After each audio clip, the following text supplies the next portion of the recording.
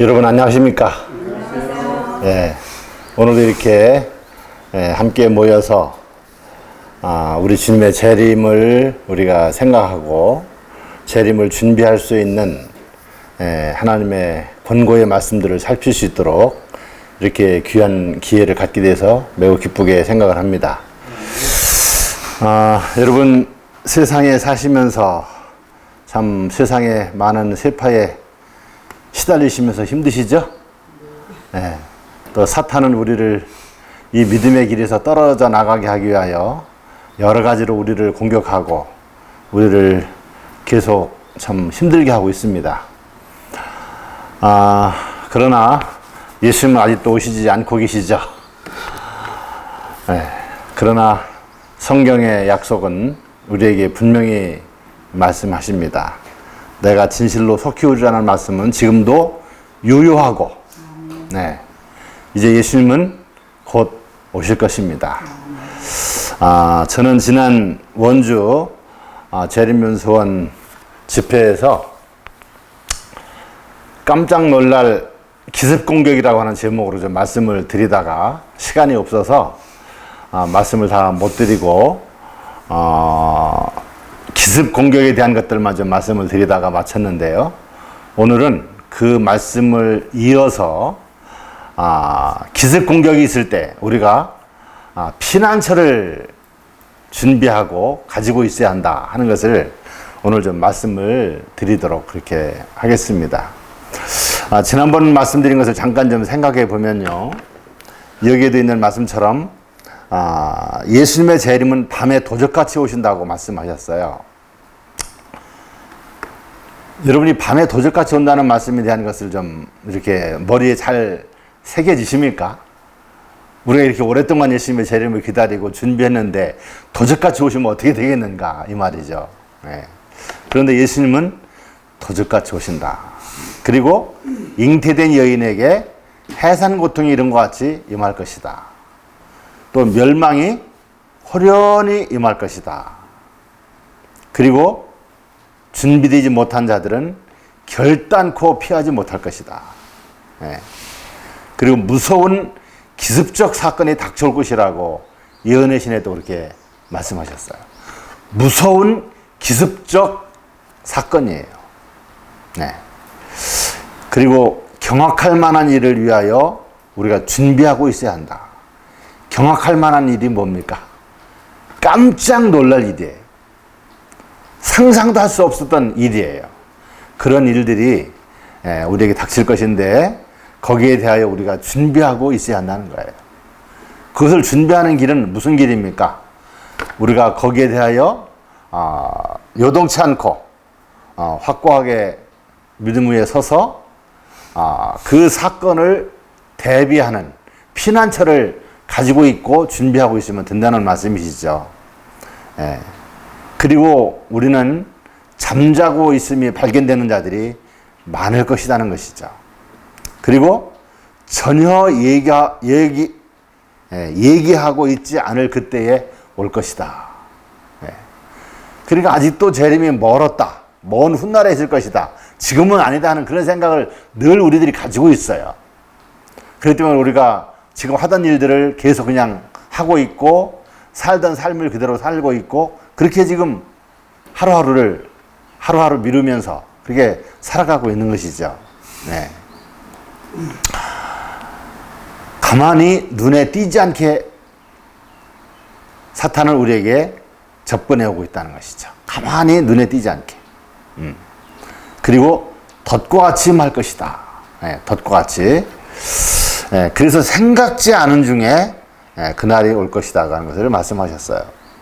그리고 도둑이 문들을 단속하지 아니한 집으로 숨어 들어오는 것처럼 사탄은 우리에게 공격해 올 것이다. 그렇게 말씀하셨죠. 그러면서 예수님께서 하신 말씀을 보면은 이런 말씀하셨어요. 허리에 띠를 띠고 등불을 켜고 서 있으라. 네.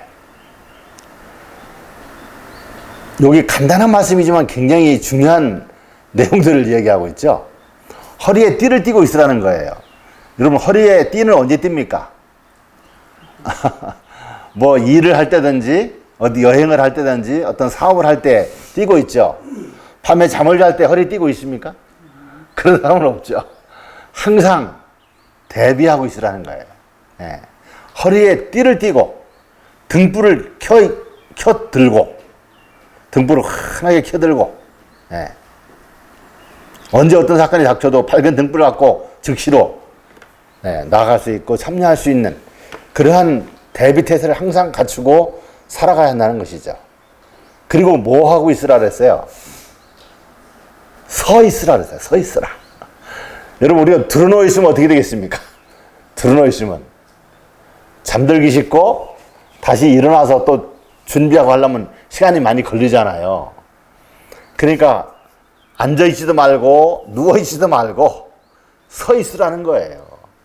참 예수님의 말씀이 좀 가혹하기까지 하지 않습니까? 우리가 어떻게 이렇게 매일 허리에 띠를 띠고 등불을 켜고 서 있을 수 있겠습니까? 이것은 뭐 우리가 항상 뭐 허리에 띠 띠고 뭐 그냥 잠잘 때도 띠 띠고 있고 예. 항상 서 있으라는 것은 아니고요. 우리의 정신이 이렇게 항상 준비된 가운데 하루하루를 살아가야 한다는 것을 말씀하고 계시는 거예요. 네. 그래서 너희는 마치 그 주인이 혼인집에서 돌아와 문을 두드리면 곧 열어주려고 기다리는 사람과 같이 되라 그랬어요. 여러분 지금 우리는 문을 두드리는 소리가 나면은 즉시 열어줄 준비가 지금 되어 있습니까? 네. 이 문을 두드린다는 것은요, 우리 재림교인들한테는 일요일 협력이 될 수도 있어요. 네. 또 어떤 갑작스러운 사건이 또 우리에게 덮쳐올 수도 있는 그런 상황들이에요. 예수님의 재림이 있기 전에 상당히 오랜 기간 전에 우리 재림교인들에게는 은혜의 시기가 먼저 맞춰요. 그리고 그 환난을 통과해야 되는 거예요. 네. 그래서 우리는 갑작스러운 날, 문을 두드리는 날, 또 기습적인 그런 사탄의 공격 같은 것이 재림의 날이 아니라는 것이죠. 재림 전에 우리의 믿음을 하나님은 테스트하실 것이고 또 사탄은 우리를 포박하기 위해서 공격해 올 것이고 네. 그래서 그런 날을 위해서 이렇게 예수님이 친히 하신 말씀처럼 허리에 띠를 띠고 등불을 켜고 서 있는 사람이 되어야 되고 집 주인이 돌아와서 문을 두드리면 곧 열어주려고 기다리는 사람과 같이 항상 준비된 가운데 살아가는 것을 말씀하고 있는 거예요. 여러분 우리의 구원이 얼마나 귀중합니까? 그렇죠? 우리의 영원한 구원보다도 하루하루의 현실이 더 중요합니까? 더 중요하다고 하면은 더 중요한 대로 우리가 선택하고 더 중요하게 생각하는 것의 결과들을 우리는 맞이할 수밖에 없는 거예요. 네. 여튼간 지금이야말로 우리가 예수님의 그 권고와 권면의 말씀을 참으로 귀담아 들어야 할 때가 아닌가 그렇게 생각을 해봅니다. 여기 이런 말씀을 하셨어요. 나는 너무나 많은 사람들이 환난의 때에 피난처를 갖지 못한 것을 보았다. 환난의 때에 뭐가 있어야 한다는 거예요? 피난처가 있어야 한다는 거예요. 우리가 환난의 때가 오죠? 언제 올지 몰라요. 그런데 우리는 말씀을 통해서 세상에 일어나는 징조들을 통해서 그날이 얼마나 가까이 오고 있다는 것을 각자가 생각하고 있어요. 네, 각자가. 어떤 사람은 빨리 올 것으로 생각을 하고 있고 어떤 사람은 아직도 멀었고 오래되고 100년 후에 다음 세대에 그렇게 생각하는 사람들도 있어요. 생각하는 것은 각자 자유예요. 네. 각자가 어떻게 연구하고 어떻게 깨닫고 어떻게 성령의 인도를 받느냐에 따라 자유인데 그러나 그날은 반드시 오고 모든 사람들에게 자기들이 생각하고 준비한 대로 그날을 맞이할 수밖에 없다는 것이죠.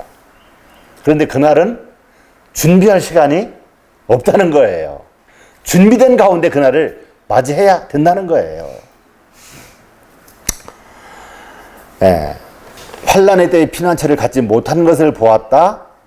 그들은 필요한 준비를 게을리 하였으므로 모든 사람들로 하여금 거룩한 하나님 앞에서 살 수 있게 해주는 새롭게 함을 받을 수 없었다. 운명이 결정됐다는 것이죠. 예. 예, 필요한 준비를 게을리 했다는 거예요.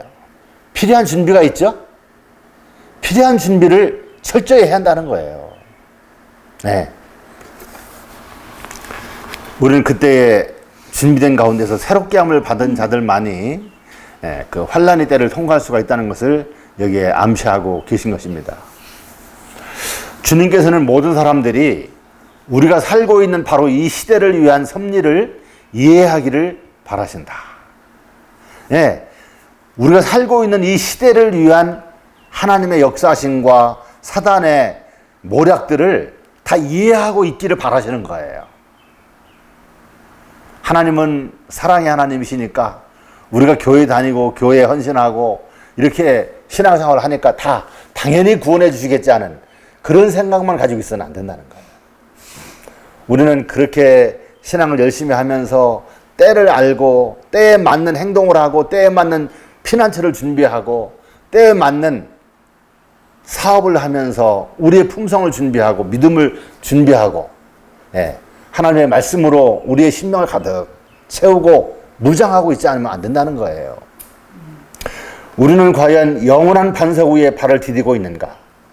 우리는 유일한 피난처에 우리 자신을 숨기고 있는가? 폭풍우는 다가오고 있으며 폭풍우에 대한 준비는 갖추고 있는가? 그리스도께서 하늘 아버지와 하나이신 것처럼 우리는 주님과 하나가 되어 있는가? 우리는 과연 하나님의 후사이며 그리스도와 함께한 후사인가? 우리는 그리스도의 동역자로서 일하고 있는가? 우리 각자에게 자문자답해 보라고 이렇게 원고에 말씀을 하셨습니다. 여러분 한번 깊이 생각해 보시기를 바랍니다. 나는 과연 피난처에 우리 자신을 숨기고 있는가? 나는 영원한 반석 위에 나의 발을 디디고 서 있는가? 폭풍우가 다가오는데 거기에 대한 준비는 내가 지금 갖추어져 있는가? 그리스도께서 아버지와 하나이셨던 것처럼 우리는 주님과 지금 하나가 되어 있는가? 우리는 과연 하나님의 후사이며 그리스도와 함께한 후사인가? 하나님의 사람인가? 그리스도의 사람인가를 점검해 보라는 것이에요. 그리고 우리는 하나님과 호흡을 같이 하는 자로서 한 목적을 향하여 가는 자로서 그리스도의 동역자로서 주님께서 우리에게 부여해 주신 이 사업을 행하고 있는가? 이것을 살펴보라는 것이죠. 중요한 질문입니까? 중요한 질문입니다. 자, 보세요. 도피자가 불필요한 배회나 부주의로 인하여 살 수 있는 유일한 기회를 빼앗기는 것처럼 지체함과 무관심이 영혼의 파멸을 가져올 수 있다. 여러분이 도피자는 누구를 얘기하고 있습니까? 도피자. 도피자가 뭐예요? 도망가는 사람이죠. 뭐 자기가 잘못했으면 도망갈 필요도 없고 당연히 처벌을 받아야 하지만 그 구약 성경에 보면은 오살한 자가 있지 않습니까? 사람 만일에 죽였는데 도끼질 하는데 도끼가 그냥 번쩍 들어서 내려치려고 하는데 도끼 이 날이 그냥 팍 빠져갖고 그냥 앞에 있는 사람을 쳐 죽였다 이 말입니다. 그건 뭐예요? 오살이잖아요. 잘못해서 죽인 거잖아요. 이 사람에게는 전혀 그 사람을 죽이려고 하는 의도가 없는 불행한 죽음이지 않습니까?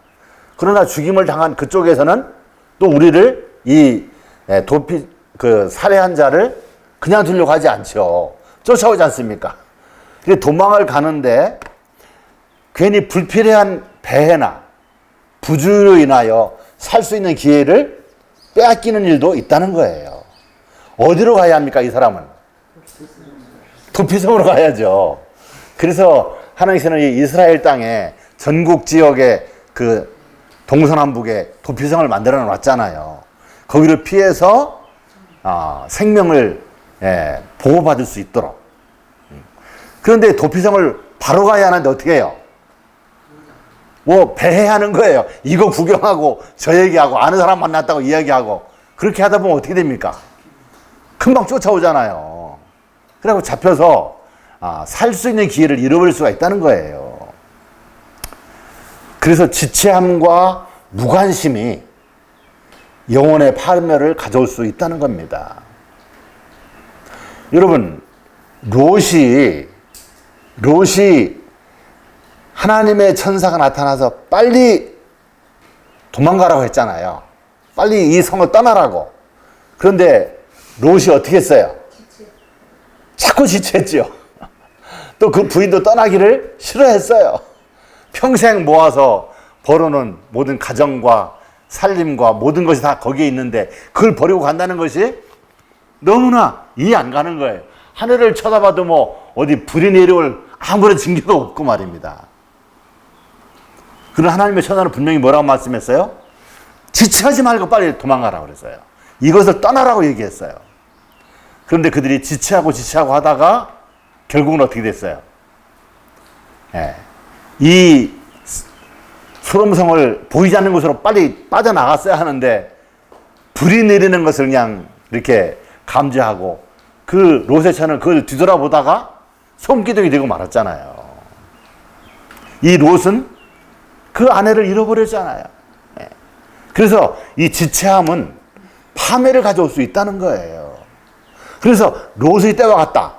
노아의 때와 같다는 말씀이 한 말씀, 한 분야, 한 사건들이 다 오늘 우리에게 교훈이 되는 거예요. 그때 일어난 일들을 우리는 면밀히 살펴보고 잘 살펴보면은 오늘날 우리가 큰 교훈을 받고 슬픔과 비참한 결과들을 우리가 재현하지 않을 수 있고 구원받을 수 있다는 것을 생각을 해야 하는 것이죠. 대적 사탄은 하나님의 거룩한 율법을 범하는 모든 사람들을 추적하고 있다.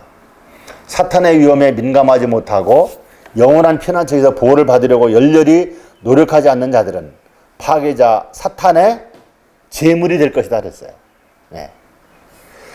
영원한 피난처에서 보호를 받으려고 열렬히 노력하라는 거예요. 그렇지 않으면 사탄의 제물이 되고 만나는 것입니다. 사탄이 우리를 공격해올 그 공격의 위험에 대하여 민감하지 못하고 오직 하나님께로부터 도움을 받고자 하는 그런 열망으로 하나님께 나가지 않으면 사탄의 뭐가 돼요? 제물이 되고 만다는 겁니다.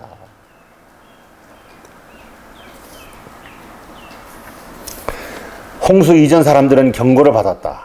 그러나 성경의 기록은 홍수가 이르러 그들을 모두 취하여 갈 때까지 그들이 알지 못했다고 말한다. 그렇죠? 마태복음 24장 예수님이 말씀하셨죠? 35절입니까? 뭐 몇 절입니까? 35절부터 그 부분에 홍수가 나서 저희를 다 멸하기까지 깨닫지 못하였으니 인자의 임함도 이와 같으리라 그렇게 말씀했어요. 예수님 때에도 노아 당시 사람들이 홍수가 임하는 것을 깨닫지 못하고 그저 먹고 마시고 일락을 즐기며 현세에 그냥 만족하면서 살고 하다가 홍수가 나서 저희를 다 수장시키기까지 깨닫지 못했다고 하는 거예요. 오늘날도 이 세상에 그런 사람들이 많고 또 하나님을 믿노라고 하는 사람들 가운데서도 그렇게 될 사람들이 많을 것이라는 것을 말씀하신 것이죠. 네. 그들은 노아와 그의 아내와 아들들과 자부들이 방주로 들어가는 것을 보았다. 그리고 문이 닫혔다. 오직 8사람만이 저 폭풍을 피하여 피난처로 들어갔다. 여러분이 노아 시대에 이 방주가 중요했습니까? 방주가 중요했어요? 중요하지 않았어요? 방주가 중요했죠. 노아는 홍수가 임할 것을 경고하는 일에도 열심히 일을 했지만 또 뭐 하는 일에도 열심히 일했어요? 방주 건조를 위해서도 많은 시간을 들이고 많은 재산, 자기의 모든 재산을 들이고 많은 시간을 들여서 노력하고 일을 한 거예요. 몇 년 동안? 120년 동안. 120년 동안. 참 쉬운 일이 아니죠. 120년이라는 긴 세월입니다. 네. 그 시간을 방주를 짓는데 노력을 했기 때문에 드디어 그의 가족 8사람을 그곳에 들어갈 수가 있었어요. 또 생명을 전할 모든 동물들이 또 새들이 코로 호흡하는 모든 동물들이 다 그곳에 들어갈 수가 있었던 것이죠. 여러분, 우리는 이 피난처를 준비해야 한다는 거예요. 피난처. 그럼 오늘날 이 노아의 방주와 같은 피난처는 무엇인가 이거죠. 그러면은 그 방주와 같은 피난처가 무엇이라는 것을 우리가 알면은 그 노아처럼 방주를 우리가 준비해야 되겠어요? 하지 말아야 되겠어요? 준비해야 되죠. 왜냐하면 노아의 때와 같으리라고 말씀하셨으니까. 우리는 준비해야 하는 거예요.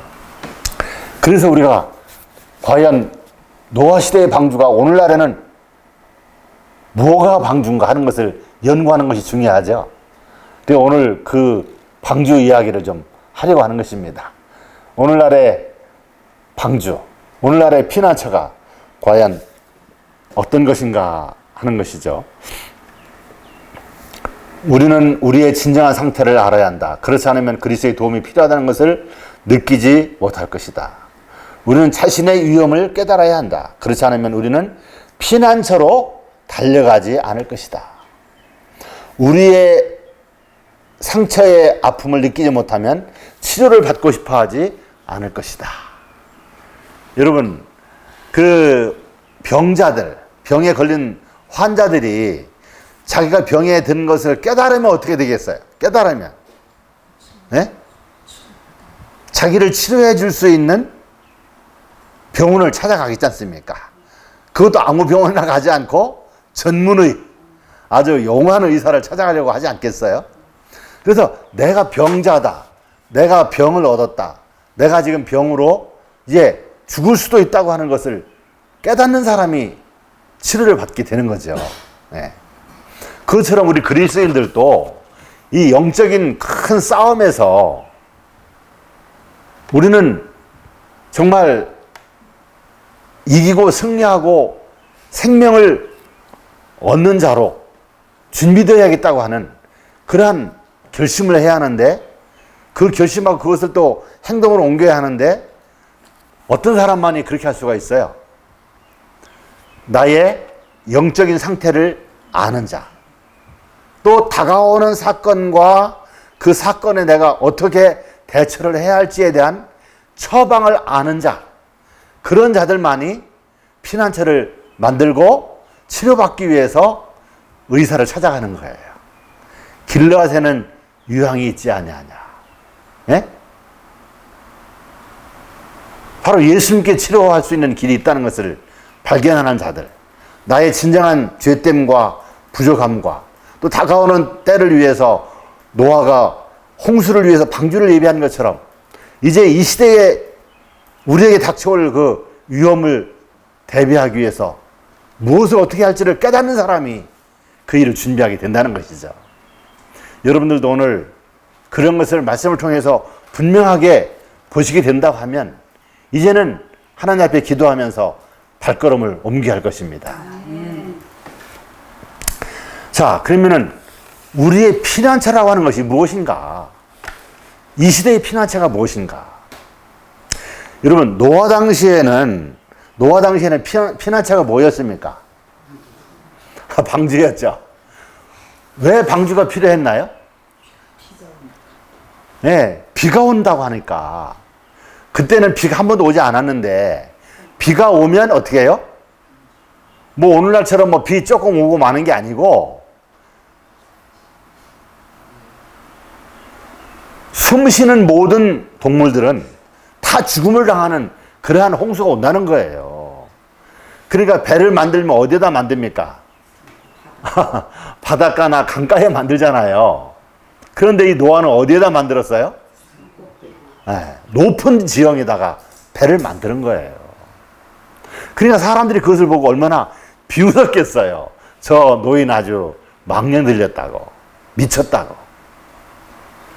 그러나 노아는 그것을 분명히 믿었고 그것이 올 것을 그는 분명히 확신했고 그것을 대비하기 위해서 120년이라는 시간을 방주를 짓는데 모든 노력을 기울였던 거예요. 자, 노아 시대에는 방주를 만드는 것이 현대 기술이에요. 그렇죠? 자, 그럼 예루살렘 성이 멸망당할 때는 예수님께서 뭐라고 말씀했습니까? 너희들도 노아처럼 방주 만들어라 그랬습니까? 뭐라 그랬어요? 예, 도망가라 그랬어요. 예루살렘 성에 있지 말고 도망가라 그랬어요. 아니, 예수님, 이 성이 우리 조상 때부터 하나님을 섬겨오고 하나님이 함께 하시는 우리의 도움의 근원이고 피난처인데 왜 우리가 이걸 버리고 도망갑니까? 이유를 낼 수도 있죠. 그런데 예수님은 뭐라고 말씀하셨어요? 도망가라고 그런 거예요. 멸망에 가증하는 것이 거룩한 곳에 서는 것을 보거든 읽는 자는 깨달을진 자. 도망가라는 거예요. 지붕 위에 있는 자도 도망가고 들에 있는 자도 도망가고 집 안에 있는 자도 도망가라는 거예요. 그 당시에는 뭐가 기별이었어요? 현대 기별이 뭐예요? 도망가는 거예요. 그러니까 무서운 심판이 임할 때에는 그 심판에 맞게 행동하는 거예요. 하나님께서 분부하신 그대로 따르는 거예요. 내 생각과 내 방법이 조금이라도 들어가면 고통당하거나 함께 멸망당할 수밖에 없는 거예요. 우리는 오직 기록되었으라는 하나님의 말씀을 따르는 것밖에는 안전한 게 없는 겁니다. 왜 아멘 안 하십니까? 예? 그렇습니까? 안 그렇습니까? 그렇습니다. 다른 것 다 믿을 게 없어요. 무조건 순종해야 하는 거예요. 자, 그러면은 지금 재림 직전에 우리의 피난처는 우리가 이제 죽음을 직면하는 그런 위기 속에서 살아날 수 있는 길은 어떤 길이냐 이겁니다. 어떻게 피난을 해야 우리가 살 수 있느냐 이겁니다. 하나님은 사랑의 하나님이시니까 무조건 우리를 그냥 구원해 주시나요? 당신의 말씀에 순종하고 다른 자들을 구원해 주시는 거예요. 네. 자, 한번 자세히 한번 살펴보십시다. 자, 여러분, 이것은 기본적인 것이죠. 그리스도께서 우리의 피난처가 되십니다. 그렇죠? 네. 여기 실물교훈에도 말씀하시기를 보응의 폭풍우가 몰려오고 있으며 머지않아 그리스도 안에서 피난처를 찾지 아니한 모든 사람들을 덮치게 될 것이다. 네. 그리스도 안에서 피난처를 찾지 아니한 모든 사람들. 네. 그들이 폭풍우가 덮칠 것이라고 얘기했어요. 멸망이에요. 우리는 그리스도를 우리의 피난처로 삼아야 합니다. 네. 자, 우리가 그리스도를 피난처로 삼는다는 것은 무슨 뜻일까요? 우리가 그리스도를 피난처로 삼는다는 것. 그리스도를 사랑하고 그분을 신뢰하고 그분의 모든 말씀을 가감하지 않고 이유를 달지 않고 순종하는 거예요. 예수님이 우리에게 말씀하신 모든 말씀을 따르는 거예요. 이것이 우리가 그리스도를 피난처로 삼는 것입니다. 그리스도는 우리의 유일한 피난처가 되시죠. 우리가 여호와의 큰 날에 우리의 피난처시오 높은 망대이신 그리스도와 함께 서고자 할 것 같으면 모든 시기심과 최고가 되고자 하는 모든 다툼을 버려야 한다. 우리는 그것들이 다시 살아나지 못하도록 이 거룩지 못한 것들의 뿌리를 완전히 멸망시켜야 한다. 우리는 우리 자신을 전적으로 주님 편에 두어야 한다. 우리 자신을 전적으로 주님께 맡게 한다는 것을 말씀하고 있어요. 그리스도께서만이 우리의 피난처시라고요. 비록 인류가 하나님의 분노를 받아야 할 죄인일지라도 그리스도는 우리의 피난처가 되시며 그분을 믿음으로 마련된 피난처로 달려가면 안전할 수 있다. 만약 인류가 이 피난처를 선택한다면 죽음으로부터 생명을 얻게 될 것이다. 여러분, 노아는 그리스도의 가르침을 따라서 120년 동안 방주를 예비하였으므로 그 피난처를 통해서 구원을 받았어요. 그들이 방주에 들어갔다고 해서 그냥 홍수를 피한 건 아닙니다. 하나님께서 특별히 그 방주를 붙드셨다 그랬어요. 그렇기 때문에 그 폭풍우와 그 파도 속에서 살아남을 수 있었다고 말씀하신 거예요. 그들의 믿음과 순종을 통한 방주 건설이 그들을 구원받게 하신 것이죠. 지금도 역시 마찬가지예요. 이제 제가 이 시대의 피난처는 이제 시골 생활이라는 것을 말씀을 드릴 터인데, 우리 시골에 간다고 뭐 우리가 다 구원받는 거 아닙니다. 우리는 누구와 함께 가야 돼요? 예수님과 함께 가야 하는 거예요. 네. 그리고 하나님이 우리들의 피난처가 되신다 그랬어요. 뭐 하나님이시나 그리스도나 또 이제 다음에 말씀할 성령이나 다 같은 뜻인데요. 이제 그렇게 분류해서 말씀하신 것을 제가 말씀을 좀 드립니다. 백성들아 시시로 저를 의지하고 그 앞에 마음을 토하라. 하나님은 우리의 피난처시로다. 그렇게 말씀했어요. 하나님은 우리의 피난처시에요. 시시로가 무슨 뜻이에요? 계속해서 저를 의지하고 그 앞에 마음을 토하고 그리고 그분을 바라볼 때 하나님은 우리의 피난처가 되어 주실 것이라고 말씀하셨어요. 여러분, 제가 그 선교에 대한 것들을 쭉 이렇게 말씀을 살펴보는데 이런 말씀이 있더라고요. 하나님이 우리의 피난처가 되시고 우리의 도움이 근원이 되신다고 하는 것을 사람들은 믿고 있고 그렇게 그 말씀을 따르고 의지하고 있다. 그러나 거기에 뭐가 붙어요? 이유가 조건이 붙어요. 무슨 거냐면은 우리가 예수를 믿는다고만 하고 그분과의 모든 언약과 또 그분이 우리에게 분부하신 것들을 이행하지 않고 있으면, 말로만 예수님 믿는다고 하고 하나님 의지한다고 하면서 나를 도와주실 것이라고 믿고 있으면 실망한다는 것이죠. 철저히 뭐라고요? 조건적이라는 거예요. 하나님께서 우리에게 땅까지 복음을 전파하라고 했으면 우리의 힘이 미치는 범위 안에서 최선을 다해서 일을 해야 하는 거예요.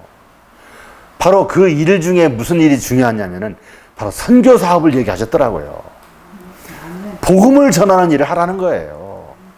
우리가 이 일을 최선의 노력을 다해서 힘써 일할 때 하나님께서는 이제 그 완성하지 못한 일들을 성령을 통해서 완성하게 성령의 도구로 사용해 주시고, 위기가 또 우리에게 덮쳐올 때 하나님이 우리를 지켜주신다는 거예요. 그런데 우리가 그냥 막연히 하나님이 우리의 하나님이시고 우리를 사랑하시고 우리를 구원해 주신다는 그런 것만 믿고 그냥 내가 하고 싶은 대로 살면 절대 그런 하나님의 도움과 구원이 없다는 겁니다. 네. 여러분, 이 말씀 잘 이해를 하셔야 돼요. 네. 그리고 힘들고 어렵더라도 주님께서 우리에게 맡겨주신 사명을 이루기 위해서 우리가 힘써 일을 해야 한다는 거예요.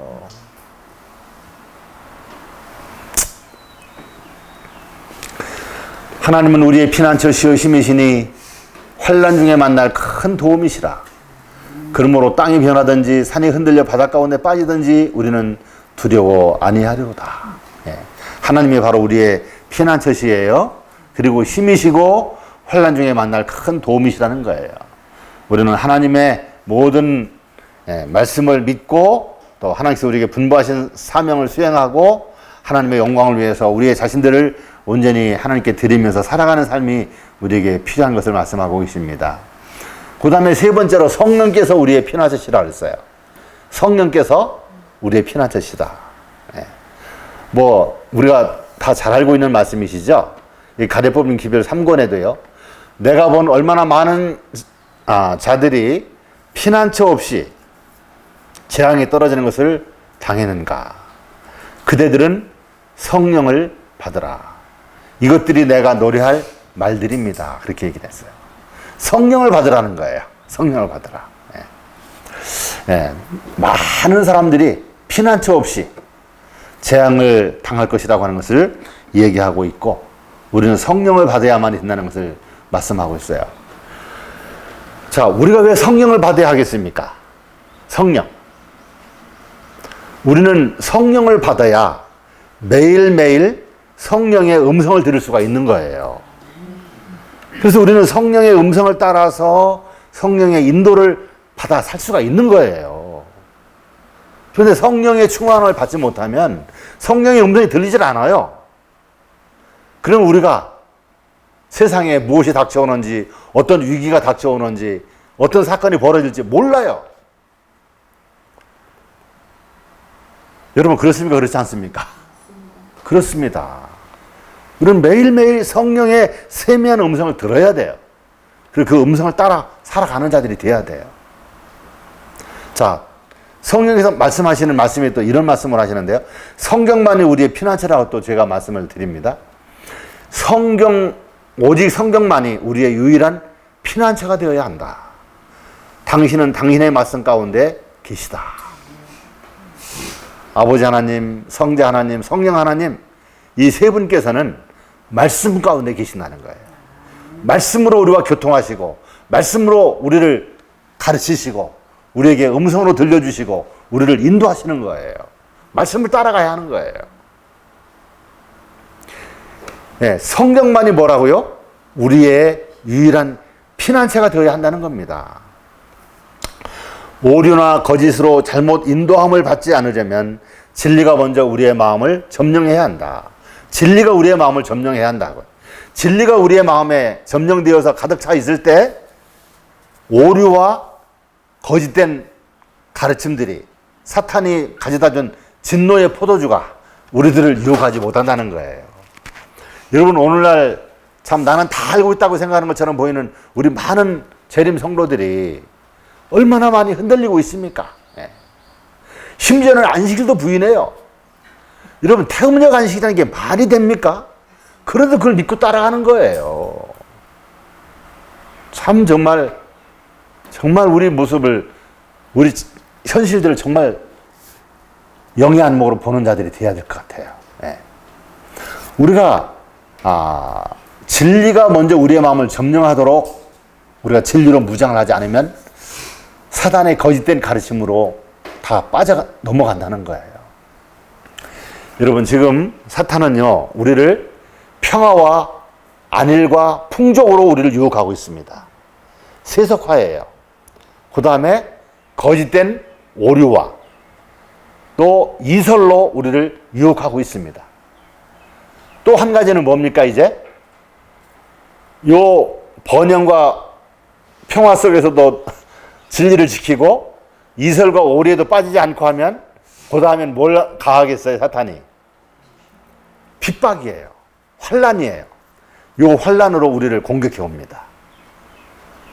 그래서 우리는 진리로 무장하고 있어야 온갖 이설과 거짓된 가르침도 물리칠 수가 있고, 세상의 모든 세속화도 이길 수가 있고, 나중에 환란이 오더라도 기쁨으로 주님을 위해서 그 고난을 대항할 수가 있는 것이죠. 근데 중요한 게 뭐예요? 말씀이 우리의 생애를 지배하도록 하는 거예요. 매일매일 말씀의 지도를 따라 사는 거예요. 원수를 정복하기 위하여 하나님의 말씀이 하나님의 능력의 무기로 마음에 공급되어야 한다. 시련당할 때 성경 지식으로 영혼을 살찌게 하고 하나님의 약속에서 피난처를 찾는 자는 복이 있다. 네. 제가 요 말씀을 택한 것은요, 그리스도와 하나님과 성령 또 말씀, 요 말씀 속에서 꼭 피난처가 된다는 것만 찾은 거예요. 그것들만이 피난처가 된다는 것을 이렇게 찾았는데요. 그래서 성경이 뭐예요? 성경이 우리의 피난처가 된다는 거예요. 피난처. 여러분, 정말 이제 우리 재림교회 안에서 성경을 연구하는 부흥운동이 좀 일어나야 될 것 같아요. 여러분, 예수님께서 이 땅에 계실 때에 바리새인과 장로들과 율법사들과 그런 제사장들과 이런 사람들을 향하여 무슨 말씀하셨어요? 저들은 성경도 선지자도 진리도 알지 못한다 그렇게 얘기했어요. 성경 박사라는 사람들한테 뭐라고 얘기했어요? 성경을 모른다는 거예요. 여러분 그 말씀 생각나죠? 네. 왜 그런 얘기를 했을까요? 성경의 중심에 누구를 잃어버린 거예요? 예수님을 잃어버린 거예요. 예수님을 잃어버리고 아무리 성경 연구해도 그들의 영혼을 건져주지 못하는 껍데기만 핥고 있다는 거예요. 수박건만 핥고 있다는 거예요. 여러분 지금 이 시대에 우리는 뭐를 알아야 되겠습니까? 지금 이 시대. 지금 이 시대에 우리는 그리스도와 사탄 사이의 마지막 전쟁을 이해하고 있어야 돼요. 그리고 사탄이 우리를 어떻게 공격하고 우리를 어떻게 쓰러뜨릴 것인가 하는 것을 이해하고 있어야 돼요. 또 거기에 대하여 준비하고 있어야 돼요. 그리고 우리가 거기에 대하여 어떻게 승리하고 이길 수 있는 방법들을 성경을 통해서 찾아야 하는 거예요. 그래서 그 시대에 필요한 하늘의 기별들을 올바로 이해하고 있는 자들이 성경을 아는 자들이에요.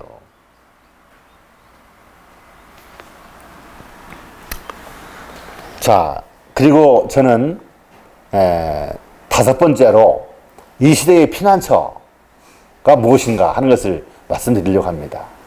여기 후미진 시골 그리고 작업자적으로 하는 그런 준비를 해야 한다는 것을 말씀을 드립니다. 자, 그러면은 이 시골 생활이라는 것을 왜 해야 하는가 이 말입니다. 시골 생활을 왜 해야 하는가? 첫째는 성품 변화를 위하여 시골 생활을 해야 한다. 또 두 번째는 자녀 교육을 위해서 시골 생활을 해야 한다.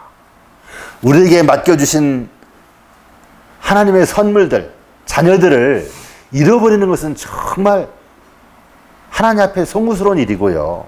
부모로서 못할 일들이잖아요. 지금 우리 교회가요, 우리 자녀들만 잃어버리지 않고 다 신앙을 하게 한다고 하면 지금보다도 훨씬 더 많은 교세와 튼튼한 교회로 자라났을 거예요. 그런데 우리 자녀들을 다 지금 잃어버리고 있어요. 왜 잃어버립니까? 세상에서 출세시키려고 하다가 다 잃어버리는 거예요. 말씀을 따라서 자녀들을 교육하고 말씀 안에서 자녀들을 양육해야 하는데 말씀을 벗어난 그런 교육을 하니까 다 이렇게 잃어버리는 거예요. 그래서 자녀 교육을 위해서 시골 생활하라고 선장 아주 강력하게 말씀을 하셨더라고요. 그 다음에 매매하지 못할 때를 위하여 시골 생활을 해야 한다. 뭐 여러 가지가 있지만 요 세 가지를 저는 오늘 좀 말씀을 드리려고 하는 것입니다. 네, 첫 번째 성품 변화를 위하여 우리는 시골 생활을 해야 한다 그랬죠. 세계적으로 도시들은 죄악의 온상이 되고 있다. 어느 쪽에서나 죄악에 대한 것을 보고 듣게 된다. 어느 곳에나 유혹과 방탕으로 이끌어가는 유혹들이 있다. 치료봉사 363페이지. 여러분 대도시는요, 또 사람이 밀집되어 살고 있는 도시들은 다 뭐가 되어 있다고요? 여기에 죄악의 온상이 되어 있다는 거예요. 죄악의 온상. 여러분 온상에서 뭐가 잘 자랍니까? 예. 여러분 죄악의 그 비닐하우스 온상에서는 식물이 잘 자라는데 죄악의 온상에서는 뭐가 잘 자라요? 죄가 잘 자라는 거예요. 죄가 그냥 뭉게구름 피어나듯이 사람들을 다 죄악으로 감염시킨다는 겁니다. 그래서 도시들은 죄악의 온상이 되고 있고 어느 쪽에서나 죄악에 대한 것을 보고 듣게 되고 유혹과 방탕으로 이끌어가는 유혹들이 가득한 곳이 도시라는 거예요. 그래서 도시는 위험하다는 겁니다. 여러분 사람은요, 보고 듣고 만지면서 죄악의 지식을 얻게 되는 거예요. 네. 생각이 그리로 몰릴 수밖에 없고 그 생각 속에 머무를 수밖에 없는 거예요.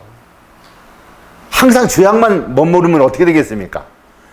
죄악을 자꾸 사모하게 되죠.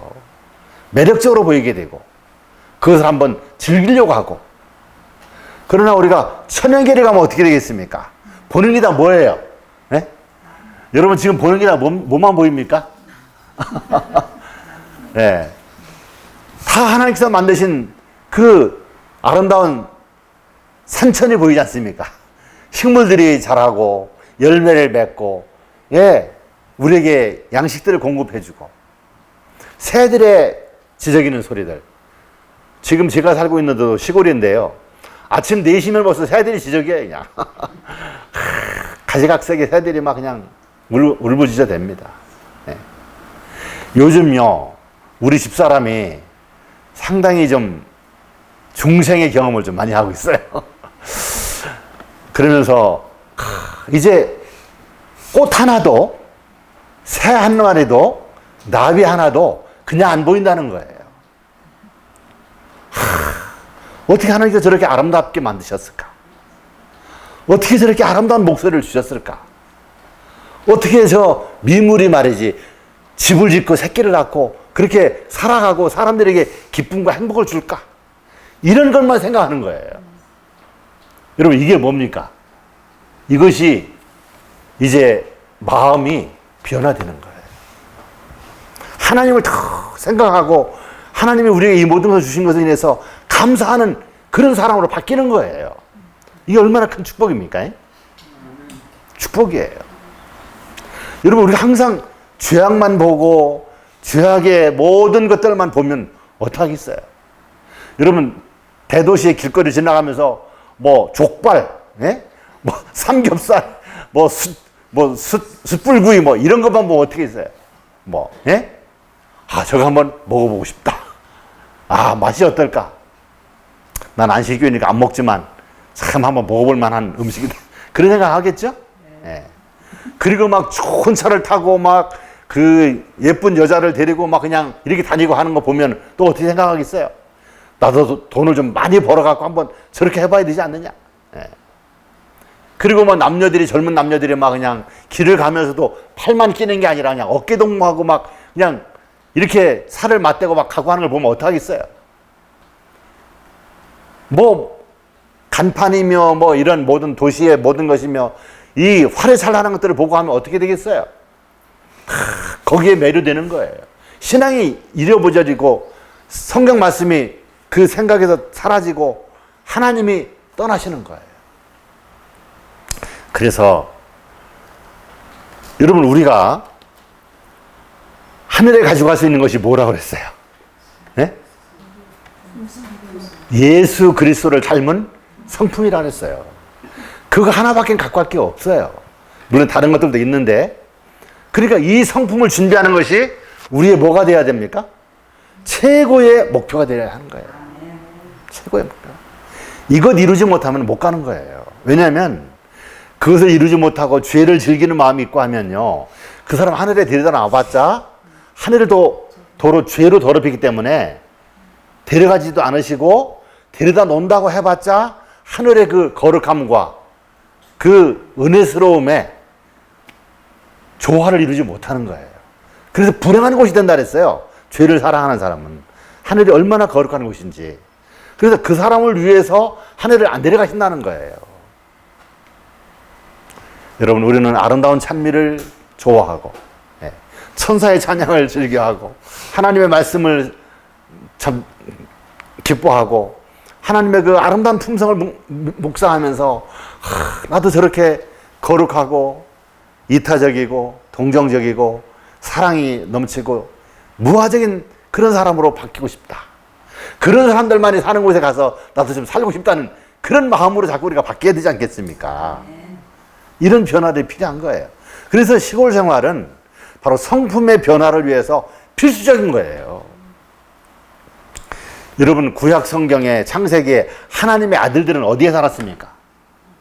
하나님의 아들들은 천연계 속에 사는 거예요. 여러분, 가인과 그의 후예들은 뭘 만들었어요? 도시들을 만들었죠. 네. 도시들을 만들고 거기에 살면서 거기서 그냥 세상의 전부고 미래가 없으니까 그냥 그것만 즐기면서 한 거예요. 급속도로 죄악에 관영하게 된 거죠. 여러분, 에녹은요, 기도하는 사람이었다 그랬어요. 그와 그의 가족들을 순결한 곳에 두었다 그랬어요. 그리고 그냥 기도하면서 저 하나님을 모르는 사람들이 너무 불쌍하게 생각하고 참 성령께서 내가 나가서 그들에게 이 구원의 기별과 하나님께로 돌아올 것을 호소하는 전도를 좀 하라고 하면은 이제 에녹이 나가가지고 사람들에게 가서 말씀을 전하고 하다가 죄를 사람들이 짓는 걸 보면서도 마음이 별로 죄처럼 여겨지지 않는, 자기가 죄를 짓는 건 아니에요. 그런데 죄에 대한 민감성이 사라질 때는 그는 모든 것을 다 뒤로 내려놓고 자기의 순결한 선인계 속으로 들어왔다 그랬어요. 여러분, 내 자신을 지키는 거, 내 자신을 변화시키는 거, 내 자신을 순결하고 거룩하게 보존하는 거, 그리고 그런 사람으로 매일매일 변해가면서 죄악의 찌꺼기들, 우리 마음속에 있는 죄악의 모든 속성들을 다 빼버리는 거, 이게 중요한 거예요. 성화라고 하는 것이 하루아침에 이루어지는 것이 아니지 않습니까? 네, 그렇습니다. 바로 에녹의 생애는 다 그런 생애였다는 거예요. 그리고 성령의 충만을 받은 다음에 또 나가서 기별을 전하고 또 기별에 함께하는 사람들을 데리고 들어와서 함께 살게 하고 그렇게 하면서 그렇게 생애를 살았기 때문에 그는 300년 동안 하나님과 동행하면서 거룩함을 온전히 이루고 하늘의 사람으로 준비되어서 바로 하늘에 간 거 아닙니까? 네. 이렇게 유혹이 있는 곳에 우리와 우리의 자녀들을 있게 하는 것은 하나님이 결코 원하시는 일이 아니라는 것을 말씀하고 계세요. 하나님의 백성들은 지금 우상 숭배에 완전히 사로잡혀 있는 수많은 도시들의 임박한 멸망에 대하여 좀 더 밝히 깨달아야 할 것이 아닌가. 그렇죠? 예. 도시의 멸망에 대한 것들을 우리는 깨닫는 자들이 되어야 합니다. 도시 생활은 거짓이요 인공적이다. 돈을 벌려는 심각한 열심, 자극과 향락을 추구하는 선풍, 자랑과 사치와 호사에 대한 갈구 등은 인생의 진정한 목적에서 그 마음을 돌이키게 했다. 네. 도시는 다 거짓이고 인공적이라고요. 돈을 벌려고 하는 심각한 열심, 그것 때문에 우리도 도시에 살면 그 사람들처럼 돈을 벌려고 하는 욕망이 생긴다는 거예요.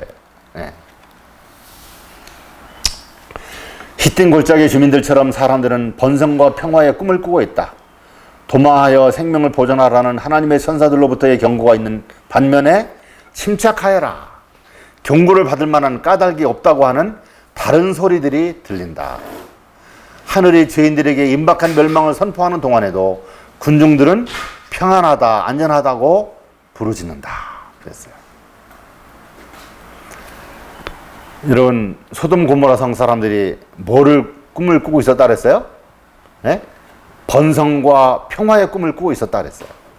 내일도 넘치리라. 나는 부자가 될 것이다. 나는 인생으로 성공할 것이다는. 그러나 하나님께서는 뭐라고 말씀하십니까? 도시를 떠나라. 도망하여 생명을 보존하라고 하는 하나님의 천사의 경고가 있는 것이죠. 그러면서 침착하여라. 경고를 받을 만한 까닭이 없다고 하는 다른 소리들이 들리고 있어요. 여러분, 요즘 우리 교회 안에서요, 시골 생활을 하라고 하면은 무슨 말을 하는지 아십니까? 네, 한 번은요, 우리 삼육대학교 신학과 교수를 하셨던 목사님에게 제가 직접 얘기를 들었어요. 시골 생활을 하러 가는 사람들은 이기적인 사람들이다 그런 거예요. 여러분, 이기적인 사람은 뭡니까? 내 욕심만 차리는 사람이라 이거죠. 그러니까 그 교수님의 말씀은 지금 도시에 수많은 사람들이 다 모여 사는데 다 보험을 못 듣고 멸망해 가는데 자기들만 살려고, 자기들만 구원받으려고 시골에 간다는 거예요. 맞는 말씀입니까? 예, 하여간 목사님의 말씀도 맞는 말씀은 말씀인데 하나님은 우리에게 뭐라고 말씀하셔요? 나와 나의 가족들은 순결한 지역에 살면서 다니면서 복음을 전하라고 그렇게 말씀하셨어요.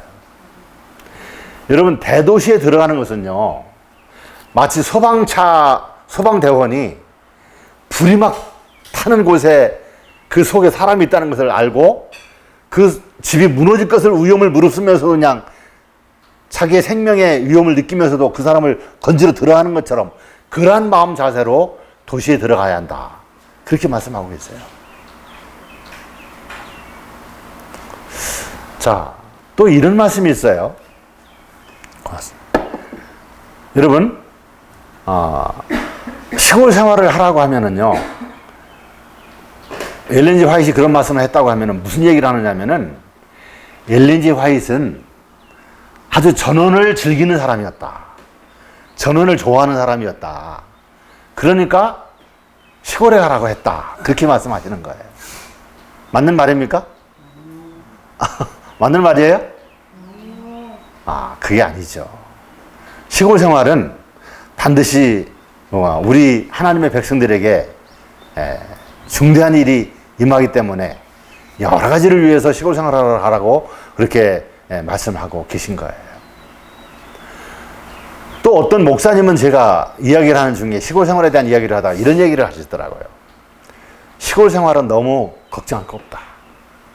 왜냐하면 미국에서 한 개 법안이 발의돼 갖고 그것이 실행되려면 최소한 얼마의 시간이 걸리느냐? 10년의 시간이 걸린다는 거예요. 10년.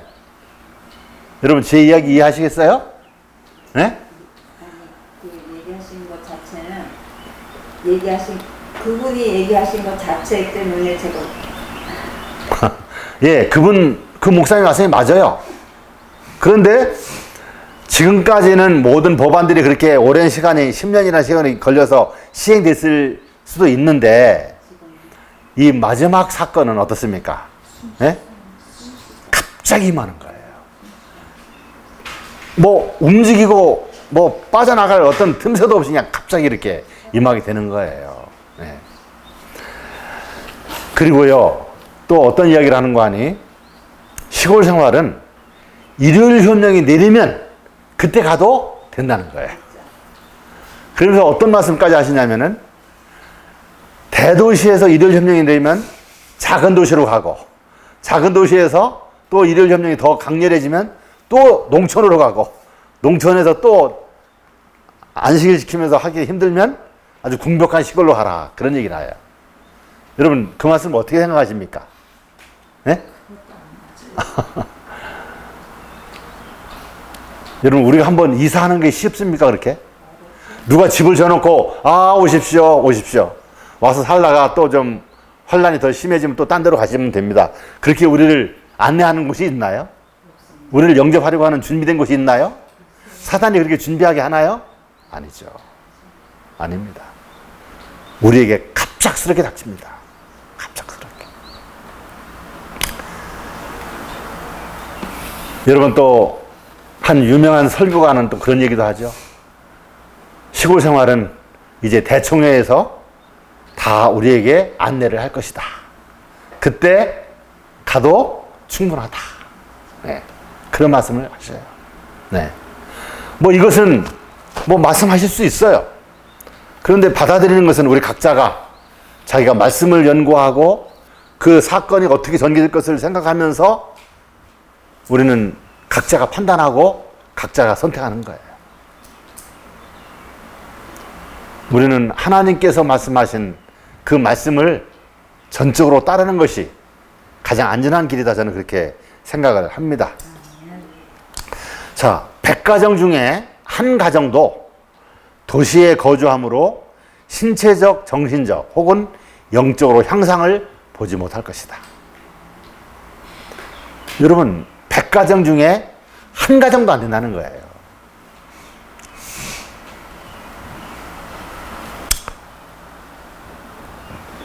자, 그 다음에 자녀 교육을 위해서 시골에 가라 그렇게 말씀하셨는데요. 자녀들을 구원하려면 도시에서 떠나야 한다. 자녀들의 교육을 위하여 도시들을 떠나라는 것이 나의 기별이다. 가급적 하루속히 도시들을 떠나 그대들이 전원을 가질 수 있고 자녀들이 꽃들이 자라나는 광경을 바라보며 거기서 단순성과 순결성에 대한 교훈들을 배울 수 있는 작은 땅을 사도록 하라. 자녀 교육을 위해서 어떻게 하라고요? 시골로 가라고요. 그리고 천연계 속에서 자녀들을 양육하고 교육하라고요. 그래서 단순성과 순결성에 대한 교훈들을 배울 수 있는 작은 땅을 어떻게 하라 그랬어요? 구입하라. 사도록 하라 그랬어요. 그렇죠? 네. 작은 땅을 사도록 하라. 네. 여러분 어떤 분들이요. 시골에 뭐 요즘 땅들 뭐 내가 농사 짓기만 하려고만 하면 많은 땅들이 그냥 묵는 땅들이 많은데 그런 얘기들을 해요. 또 빈집도 많은데 뭐. 여러분 빈집 그냥 빌려가지고 남의 땅 빌려서 시골 생활하면 되겠습니까? 우리가 시골을 좀 교육받기 위해서는 잠시 할 수도 있을 거예요. 그러나 우리는 환란의 때에는 절대로 그렇게 해서는 안 됩니다. 왜 그렇습니까? 우리에게서 어떤 작은 어떤 흠집이나 어떤 꼬투리를 잡기 원하는 것이 사탄인데 그것을 통해서 우리를 그냥 목조이려고 하는데 우리가 세상 법으로도 아무런 문제가 없이 다 준비를 하고 있어야 되지 않겠어요? 네. 이거 우리가 잘 생각을 해야 한다는 거. 그래서 여기 작은 땅을 사도록 하라. 구입하여라는 말씀이 또 있어요. 내가 쓰지는 않았는데. 그래서 반드시 세상 법적으로도 내 소유로 완전하게 해놓는 것을 해야 하는 거예요. 그냥 시골 생활 뭐 들러리로 그냥 시골에만 가 있다고 되는 게 아닙니다. 잘 준비를 해야 되는 것이죠. 그래서 선지자는 우리에게 자녀 교육을 위해서 도시들을 떠나라는 것이 나의 기별이라고 그렇게 말씀하고 계셔요. 자녀들이 멸망받게 알맞은 도시의 유혹에 더 이상 노출되지 않도록 하라. 주님께서는 우리들에게 도시를 떠나라는 경고와 권면의 말씀을 주셨다. 부모들이여 그대들의 자녀들의 영혼을 어떻게 생각하는가? 그대들은 자신의 가족들이 변화된 몸으로 하늘나라에 들어갈 수 있도록 준비하고 있는가? 우리 선지자를 통해서 주신 말씀들을 잘 귀담아 들으시기를 바라고 최선의 방편을 여러분들이 구하고 하나님 편을 택하시게 되기를 간절히 바랍니다. 자, 매매할 수 없는 때를 위하여 우리는 시골에 가야 한다 그렇게 말씀했어요. 여기 선지자 왕에 있는 말씀, 여러분 잘 아는 말씀이시죠? 여기 긴 말씀인데 제가 간단하게 줄여서 기록을 한 겁니다. 기독교 시대 동안 인류의 행복의 큰 원수는 넷째 계명의 안식일을 특별한 공격의 대상으로 삼았다. 뭐를 공격의 대상으로 삼아요? 넷째 계명. 넷째 계명이 뭐예요? 안식일을 기억하여 그렇게 지키라는 말씀이죠. 여러분 우리는 잘 알고 있기 때문에 뭐 긴 설명은 안 드리는데 안식일은 창조주를 우리에게 가르쳐주는 계명이에요. 네. 그래서 창조주를 영원히 잊어버리지 않게 하기 위해서 안식일을 우리에게 지키게 하셨고 그래서 안식일을 통해서 하나님을 떠나지 않게 그렇게 우리에게 안식일을 주셨지 않습니까? 그리고 다른 말씀에 보면은 하나님의 백성들이 계속해서 안식일을 말씀대로 순종해 왔으면 이 지상에 다른 이방 종교들이 생겨나지 않았을 것이라 그래요. 수천의 종파들이 생겨나지 않았을 거라는 거예요. 누구만 섬깁니까? 창조주 하나님만 섬기는 거예요. 그분을 떠나지 않는 거예요. 안식일을 지키는 일이 그렇게 중요한 겁니다. 그렇기 때문에 인류의 행복의 큰 원수인 사탄은 넷째 계명의 안식일을 특별한 공격의 대상으로 삼은 거예요. 왜냐하면 안식일을 잃어버리게 하면 어떻게 되니까? 자연적으로 하나님을 떠나고 자기 말을 듣는 존재가 되니까. 그래서 사탄은 안식일을 공격의 대상으로 삼아서 몇 년 동안 공격했습니까? 사탄은? 네?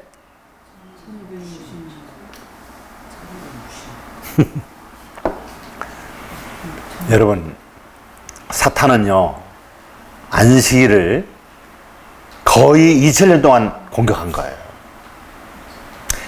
뭐, 538년, 1260년이 시작이라고 하지만 벌써 그 전에 콘스탄틴, 예? 황제가 어떻게 했습니까? 일요일 휴업령도 내리면서 일요일을 안식일을 일요일로 바꾸는 일을 했지 않습니까?